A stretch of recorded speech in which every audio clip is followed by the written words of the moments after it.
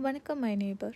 நீங்கள் யாவரும் நலமாக இருப்பீர்கள் என்று நான் நம்புகிறேன். அமெரிக்காவில் கிடைக்கும் ஃப்ராஸ்டி கம்பெனியின் ப்ளூ க்ரீம் சோடாவை பற்றி உங்களுடன் பகிர்ந்து கொள்ள ஆசைப்படுகிறேன். இந்த ஃப்ராஸ்டி கம்பெனியானது பல வருடங்களாக சோடா பிஸ்னஸில் உள்ளது.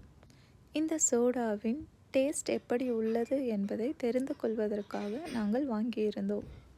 இந்த சோடாவின் சுவையானது சிறிய வயதில் இரும்பல் மருந்து உட்கொண்டது எனக்கு ஞாபகம் வந்தது.